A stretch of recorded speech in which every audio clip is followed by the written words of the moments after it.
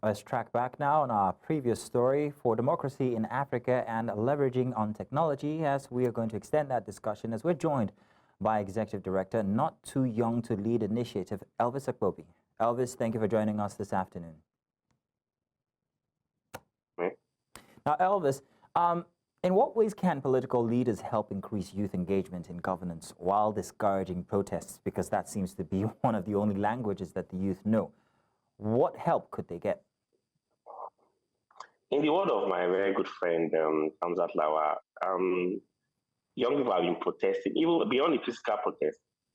Young people have been protesting in their mind, owing to the fact that they've been excluded. And for have peace, we must include all strata of actors and non-actors in our society. And today, we've had the advocacy for inclusion have come on board, but it seems as if the Not Too Young to Run bill was signed into law.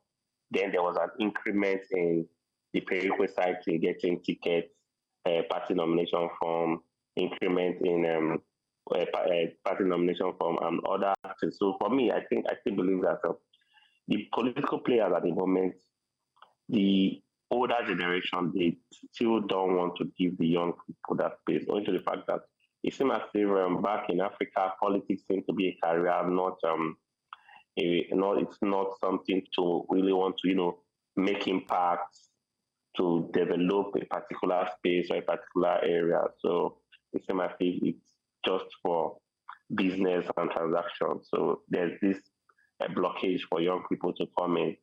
But the thing is, we can leverage on technology, getting in, because we are blessed with the tool of our time, the tool of our generation, which a handful of them are not acquainted with. So let's not forget, AI is just AI is in the corner, and young people should leverage on that and use that to surpass the resistance we're facing at the moment. So in my previous question, I made mention of the fact that protest might be the only language that young people know. But then again, there is technology, and that's the basis for this conversation. So what specific policies or reforms would be effective in creating an inclusive political environment that encourages youth participation along with technology? Okay. Our electoral process today, the electoral umpire should, develop more on the use of technology, because oftentimes when elections take place, the young people, they don't, there's this, the actions of the electoral umpire have dampened the enthusiasm of young people, like our votes will not count, we're always seen during campaigns, media hype and all that. But if we subscribe to electronic voting, and what is being voted reflect the results, you see a lot of young people getting on board, mostly in governance and politics. Let's not forget too that we still have to comment on governors that have created safe spaces for young people to be in leadership, to be in politics, because we must amplify those people. Even President Bola Ahmed Tinubu did that too with the young. If you check the Minister of Youth today, the young person who's in sick with our need. The only thing I amplify every day is, don't do virtual posturing. Don't pick young people because you want young people. You want the news to make headline that you give young people appointment. Give them that safe space to navigate. Give them the opportunity to share ideas, the ideas they have in your government, and you see the reflection, because it seems as if even most of the young persons that have been picked, that have been selected across board, they are finding it difficult to navigate even within the space. It just looks like it's a nomenclature book. I believe every leader, be it a governor, the president, that have appointed young persons to be in their executive, to be their aides and all that, should give those young persons that liberty to network, to build on their initiative that will reflect their administration. And when young people start seeing their peers growing politically, navigating from one sphere to the other, there will be this appetite to want to get involved in leadership of our country and of the continent. Interesting that you should speak about peers, and when they see that they've got their peers in governance, and that encourages them. Now, let's take a look at the Nigerian youth as against the youth from other Western countries that have leveraged on technology to be able to push democracy. How far back is the Nigerian youth? Oh, for me, my opinion is a very difficult time to be in Nigeria youth. Going to the fact that if you don't have the right surname, you don't live in the right eyebrow area, it's not about what you know, but who you know as a Nigerian. And that has been an hiccup towards growth and development of the Nigerian youth. Until we create equal spaces where young people can, bring on the table what they have, and they are being selected devoid of bias like ethnicity, religion, social strata.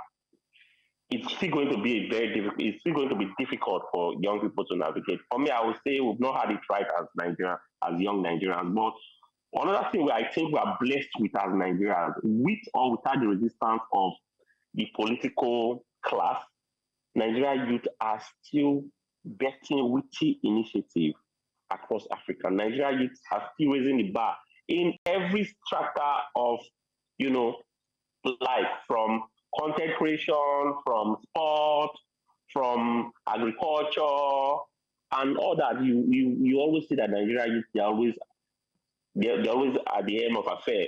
In our officer, we just had a Nigerian who came up, is it second runner up in Miss Universe. We've had other young people who have even like I've always said in every platform I find myself that the Western country, they are being grown with the potentials of Nigeria youth whose potentials were not harnessed in Nigeria, but a handful of them had to escape the country. And the Western world knows how important these potentials are, and they are growing their country with these potentials, which for me is not so good. Bringing back the topic of protests. Now, what's the relationship between the Nigerian youths and protest when it comes their propensity for protest when it comes to representation inside of governance? Well, protest as it is seems as if the only slogan the political class seems to be listening to.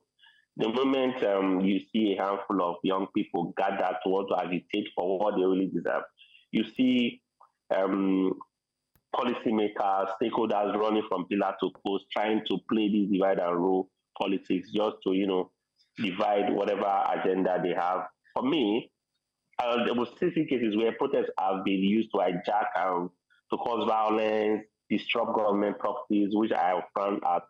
But in a democratic setting, there's always need for protest. But every young person, those that seem to want to protest, should be strategic in protesting. And aside that, too, there's still need for dialogue.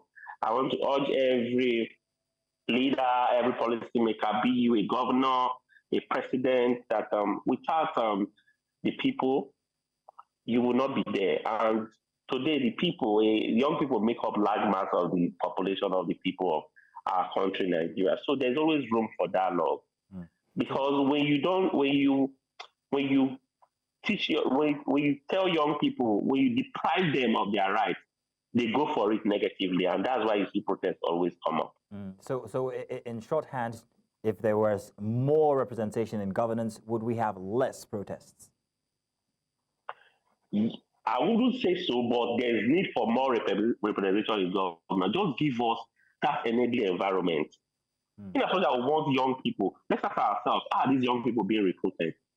Are they recruited based on capacity, competence, and proven track record, or they are recruited based on who they know, not what they can do? Then when they are being recruited, do they give them the space to, share ideas in the administration, in every administration? They have, I know Nigerian young Nigerians are blessed with ideas. Those that have given them the privilege to be on the table where policies are being made, do they give them the opportunity to navigate, or they look them through the lens of this person is a greenhorn, we don't need to put him through, or maybe he's moving too fast and all that?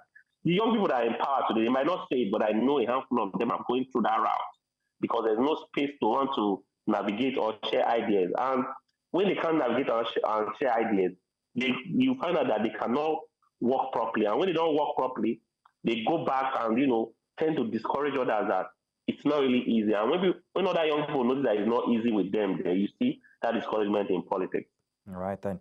Well, Mr. Akpobi, we want to say thank you very much for joining us this afternoon on the news. Thank you. Thank you for having me.